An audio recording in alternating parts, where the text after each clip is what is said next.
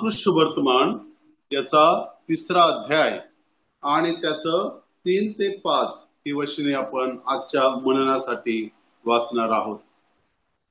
John, book of John chapter 3 वर्स 3 to 5. तिथे असं म्हटलेलं आहे, येशू त्याला म्हणाला, मी तुम्हाला खचित सांगतो, नव्याने जन्मल्या वाचून कोणालाही देवाचे राज्य पाहता येत नाही. निकोदेम त्याला म्हणाला, म्हातारा झालेला मनुष्य कसा जन्म घेऊ शकेल?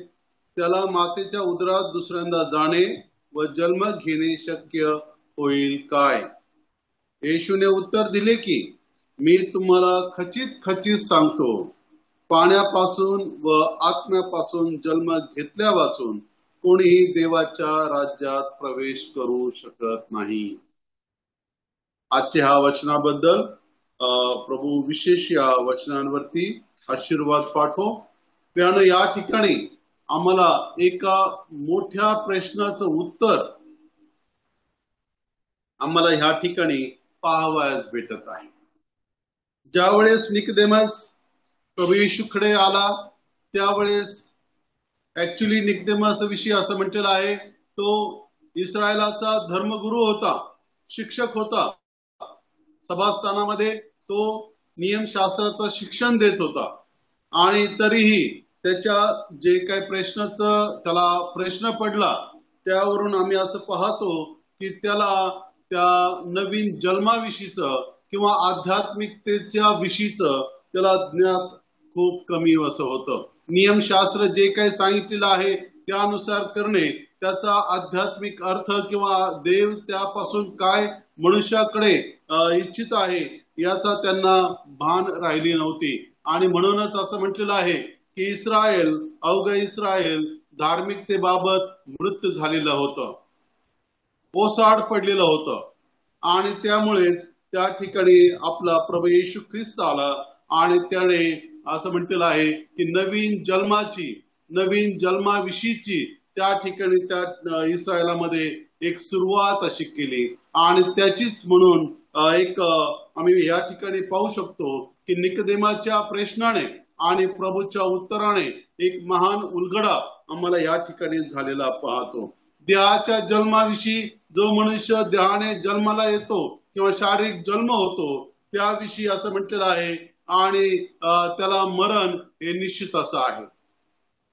परंतु जो आत्मिक जन्म घेतो किंवा ज्याचा पुनर्जन्म होतो त्याच्याविषयी आम्हाला या ठिकाणी पाहावयास भेटत आहे. आम्ही जर ख्रिस्ती माणसाविषयी जर पाहिलं तर असं म्हटलेलं आहे की ख्रिस्ती माणसाला 2 जन्म आम्हाला पाहावयास भेटतात, एक शारीरिक जन्म आणि एक आध्यात्मिक जन्म. आणि म्हणूनच कुणी असं म्हटलेलं आहे की एकदा जन्मून 2दा मरण्यापेक्षा, म्हणजेच एकदाच देहाने जन्मून 2दा मरण्यापेक्षा 2दा जन्मून एकदा मरणे हे त्यांच्यासाठी चांगले असे आहे. प्रियानो, ज्यावेळेस आमचा पुनर्जन्म होतो त्यावेळेस आम्ही दुसऱ्या प्रकारच्या कॅटेगरीमध्ये येतो. आमचा 2दा जन्म होतो, परंतु आम्हाला केवळ एकदाच मरणे म्हणजेच हे देह त्यागणे असा आम्ही त्या ठिकाणी पाहू शकतो. आणि या ठिकाणी ज्यावेळेस जन्म जर झाला तर लोक गिफ्ट घेऊन येतात. शारीरिक जन्म जर झाला तर लोक वेगवेगळ्या प्रकारे गिफ्ट घेऊन येतात. परंतु या ठिकाणी आम्ही पाहतो की ह्या जन्माचे जे काही वाढदिवसाचे म्हणा किंवा जसजसं त्याचा जन्माचे दिवस मोठमोठे होत जातात, ते शारीरिक जन्माचे गिफ्ट किंवा त्याचे जे काही बक्षिस आहेत, दान आहेत, ते त्या ठिकाणी बदलत जातात. परंतु पुनर्जन्माचं गिफ्ट देखील आम्हाला या ठिकाणी देव आम्हाला देत आहे. आणि ते असे गिफ्ट आहेत की जे न बदलणारे, फॉरएव्हर राहणारे असे ते आमच्यासाठी गिफ्ट असे आहेत की ज्यांना आम्ही एक आध्यात्मिक गिफ्ट किंवा स्पिरिच्युअल गिफ्ट आम्ही त्याच्याविषयी बोलू शकतो. या ठिकाणी जर आम्ही पाहिलं इफिसकरासच्या पत्रामध्ये आणि त्याचा 1ला अध्यायामध्ये काही वचनं जर पाहिली तर आम्हाला ही स्पिरिच्युअल गिफ्ट आम्हाला पाहावयास भेटतात. त्याकडे आज आपण थोडा वेळ आपण लक्ष देणार आहोत. त्या ठिकाणी असं म्हटलेलं आहे की ज्या वेळेस आमचा आध्यात्मिक जन्म होतो त्यावेळेस देव आम्हाला प्युरिटी किंवा आम्हाला पवित्रतेचं एक गिफ्ट देतो. आम्ही जर त्यासाठी वचन पहिला अध्याय आणि त्याचं 4थं वचन जर पाहिलं तर त्या ठिकाणी असं म्हटलेलं आहे की त्याप्रमाणे आपण त्याच्या समक्षतेत पवित्र व निर्दोष असावे म्हणून त्याने जगाच्या स्थापनेपूर्वी आपल्याला ख्रिस्ताच्या ठाई निवडून घेतले. त्याने या ठिकाणी आम्हाला पाहावयास भेटतो की ज्या वेळेस आमचा पुनर्जन्म होतो त्यावेळेस आम्हाला पवित्रतेचं गिफ्ट किंवा प्युरिटीचं गिफ्ट आम्हाला भेटतं. प्युरिटीचं गिफ्ट असं आहे की आम्हाला कोणत्याही आमच्या परिश्रमाने आमच्या कोणत्याही कृतीने आम्हाला ती प्युरिटी किंवा पवित्रता देवा समक्ष जाण्यास देवाच्या समोर जाण्यास आम्हाला जी प्युरिटी पाहिजे ती आम्हाला येऊ शकत नाही. परंतु पुनर्जन्माच्या गिफ्टमुळे देव आम्हाला हे दान आशेस प्रदान करतो. त्यामुळे काय होतं, त्यामुळे आम्ही देवाच्या समक्षतेत जाण्यास आम्हाला धैर्य येते. देवाच्या समक्षतेत जाण्यास आम्ही धैर्याने देवाच्या समक्षतेत जाऊ शकतो कारण देवासमोर त्याने आम्हाला पवित्र असे केलेले आहे. आणि म्हणूनच स्तोत्रकर्ता आपल्या स्तोत्रामध्ये म्हणतो की देवाच्या पवित्र डोंगरावरती कोण चढेल, कोण त्याच्या समोर जाईल.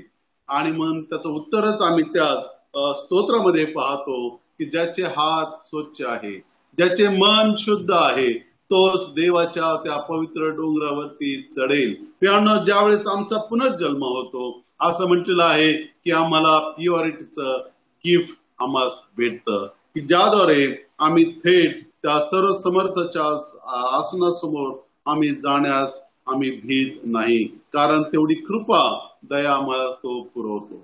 दुसऱ्या प्रकारचं आम्हाला गिफ्ट आम्ही पाहतो की वचनच्या 4था अध्यायाचं शेवटचं आणि 5वा अध्यायामध्ये आम्ही पाहतो त्या ठिकाणी असं म्हटलेलं आहे त्याने आपल्या मनाच्या संकल्पाप्रमाणे आपल्याला येशू ख्रिस्ताच्या द्वारे स्वतःचे दत्तक होण्याकरिता प्रेमाने पूर्वीच नेमून ठेविले.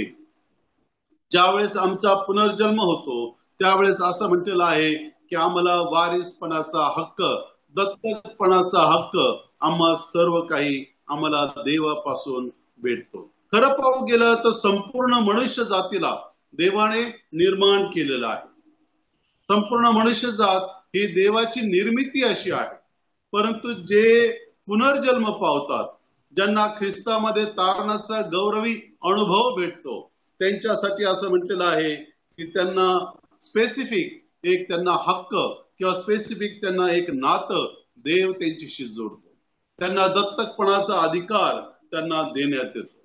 दत्तकपणा जर म्हटला तर आम्हाला 2 ते 3 गोष्टी विशेष आम्हाला त्याचं विश्लेषण करता येईल. जो कोणी दत्तक घेतलेला आहे त्याला त्याचे नाव भेटते. ज्याने दत्तक घेतलेला आहे त्याचे नाव त्याला भेटते.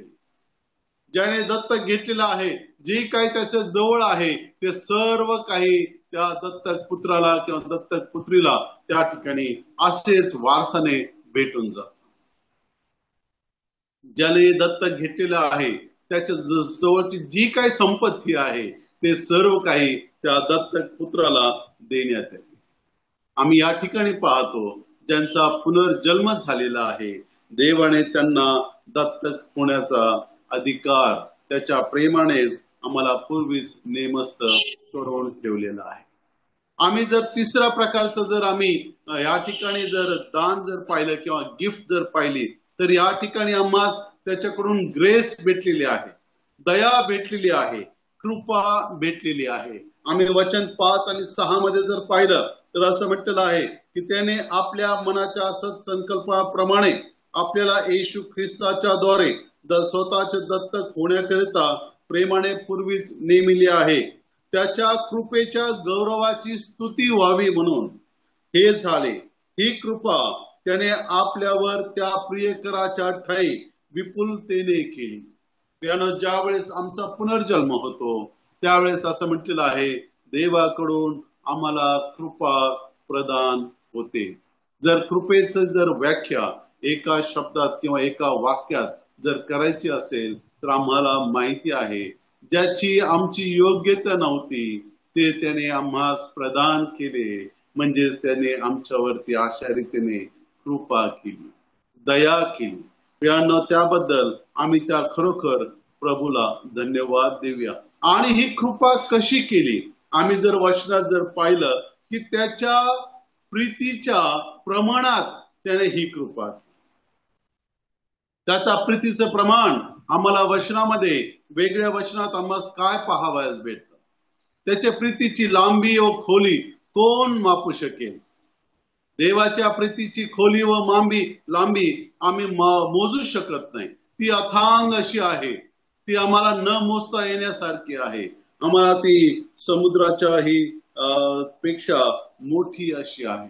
प्रियानो, आम्ही त्या प्रभूला आम्ही धन्यवाद देऊया, ज्यावेळेस त्यांनी आमचा पुनर्जन्म केला, ज्यावेळेस त्यांनी आम्हाला तारणाचा गौरवी अनुभव दिला. असं म्हटलेलं आहे की त्याच वेळेस त्याची ही दया, त्याची ही कृपा त्याने आमच्यावरती मोठ्या प्रमाणात या ठिकाणी ओतली गेलेली आम्ही पाहतो. त्यानं आम्ही चौथ्या प्रकारचं जर दान किंवा गिफ्ट जर आम्हाला पूर्ण जन्मामुळे जर भेटत असेल तर ते आहे फॉरगिव्हनेस, क्षमा. आणि ही क्षमा आम्ही 7 व 8 वचनामध्ये त्याविषयी आम्ही पाहू शकतो. त्या ठिकाणी असं म्हटलेलं आहे, त्याच्या कृपेच्या समृद्धीप्रमाणे त्या प्रियकराच्या ठाई त्याच्या रक्ताच्या द्वारे खंडणी भरून मिळवलेली मुक्ती आपल्याला अपराधाची क्षमा आपल्याला मिळाली आहे. प्रियानो, या ठिकाणी मी पाहतो की आम्हाला त्या प्रिय प्रभू येशू ख्रिस्ताच्या पवित्र रक्ताच्या सिंचनाने आम्हाला अपराधाची क्षमा मिळालेली आहे. हा पुनर्जन्माचा भेटलेले गिफ्ट आहे. ज्यावेळेस मनुष्य देहाने जन्माला येतो त्याला भेटलेले गिफ्ट हे वेगवेगळे असतात. काही 5 वर्षाचा असताना, 15 वर्षाचा असताना, 35 वर्षाचा असताना, प्रौढ झाल्यानंतर, वयस्कर झाल्यानंतर त्यांच्या गिफ्ट मध्ये फरक पडत जातो. कारण ती त्यांना नेसेसिटी किंवा जी गरज आहे ती त्यांना गिफ्ट आपण म्हणून देतो. परंतु या ठिकाणी ज्यांचा पुनर्जन्म झालेला आहे, त्यांचं वय किती आहे आणि कोणत्या याच्यामध्ये कॅटेगरीमध्ये येत आहेत, वयाच्या कोणत्या कॅटेगरीत येत आहेत ते न पाहता देव त्यांना अशा प्रकारे गिफ्ट देतो की जे फॉरएव्हर कधी न संपणारे अशी ती गिफ्ट आहे. आणि त्यापैकीच एक महत्वाची गिफ्ट म्हणजे क्षमेची, फॉरगिव्हनेसची ही एक गिफ्ट आम्हाला पाहावयास भेटते. आमच्या सर्व चुका आणि अपराधाची देव आम्हाला पुनर्जन्माच्या स्नानाने आम्ही ज्यावेळेस त्याच्या जवळ येतो त्यावेळेस तो आम्हाला त्याच्या सर्वांची क्षमा अशी करीतो. प्रियानो, आम्ही त्या प्रभूला धन्यवाद देऊया. एवढेच नव्हे तर अजून असं म्हटलेलं आहे, ज्यांचा पुनर्जन्म झालेला आहे त्यांना देवापासून ज्ञान आणि नॉलेज, स्वर्गाचं ज्ञान हे त्यांना प्राप्त असतं. आम्ही जर 8वं वचन आणि 10वं वचन जर पाहिलं तर त्या ठिकाणी असं म्हटलेलं आहे, सर्व ज्ञान व बुद्धी यांच्यासह ही कृपा आपल्यावर विपुलतेने केली आहे. प्रियानो, या ठिकाणी आम्हाला ज्यावेळेस आमचा पुनर्जन्म होतो त्यावेळेस असं म्हटलेलं आहे की देव आम्हाला त्याच्या स्वर्गीय ज्ञानाने परिपूर्ण करतो. आज जग आणि जगातील लोक मोठ्या प्रमाणे पेसामध्ये आहेत की नंतर आता ह्या जगाचं काय होईल, परंतु देवाने आम्हाला त्याच्या वचनामधून हे ज्ञान दिलेलं आहे की शेवटी काय होणार आहे आणि कशा रीतीने आम्ही देवाच्या सानिध्यात जाणार आहोत. त्याने या ठिकाणी जे ज्ञान दिलेलं आहे ते न संपणार ज्ञान आहे. जे ज्ञान दिलेलं आहे या ठिकाणी असं म्हटलेलं आहे त्याला लिमिटलेस ज्ञान असं आहे. आणि 6वं जर आम्ही मुद्दा जर पाहिला, आशीर्वाद किंवा गिफ्ट जर पाहिली तर असं म्हटलेलं आहे की त्याने देवासोबत वस्ती करण्याचं आम्हाला दान दिलेलं आहे. आम्ही 10 ते 12 या वचनामध्ये जर पाहिलं तर त्या ठिकाणी आम्ही पाहू शकतो ती योजना अशी की कालखंडाच्या पूर्णतेची व्यवस्था लावताना स्वर्गात व पृथ्वीवर आहे ते सर्व ख्रिस्तामध्ये एकत्र करावे. आपल्या मनाच्या संकल्पाप्रमाणे जो अवघे चालतो त्याच्या योजनेप्रमाणे आम्ही पूर्वी नेमलेले असून ख्रिस्ताच्या ठाई वतनदार झालो आहोत. वतनदार होणे म्हणजे ख्रिस्ताच्या ठाई देवासोबत वस्ती करणे, कायमस्वरूपी वस्ती करणे.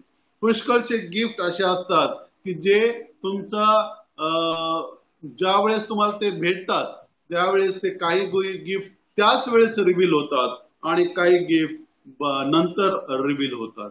त्यापैकीच हे एक असं गिफ्ट आहे की हे आम्हाला जे पुनर्जन्माचं गिफ्ट भेटलेलं आहे हे नंतर रिव्हील होईल. जसं आम्ही पाहतो लूका वर्तमान याचा 20वा अध्याय आणि त्याचा 36व्या वचनाप्रमाणे असं म्हटलेलं आहे की आम्ही स्वर्गदूता समान असे होऊ. प्रकटीकरण 7 आणि 9 ते 12 या वचनात जर आम्ही गेलो तर त्या ठिकाणी आम्ही पाहतो की जे पुनर्जन्म पावलेले आहेत त्यांना पुन्हा मृत्यूचा अनुभव येणार नाही. ज्या वेळेस आम्ही पहिले थसलनायका 4था अध्याय 17 आणि 18 वचनात जर गेलो तर त्या ठिकाणी असं म्हटलेलं आहे की आमची संगती आमचं ज्यावेळेस तिथे स्वर्गामध्ये राहणं होईल त्यावेळेस संत जनांसमवेत आमची संगती अशी असेल. त्या ठिकाणी दुसरे तिमोथेय 2रा अध्याय 11 आणि 12 वचनात जर गेलो तर आम्हाला असं पाहावयास भेटतं की आमची वस्ती देवासोबत अशी होईल. यानं आम्ही त्या प्रभूला आम्ही धन्यवाद देऊया.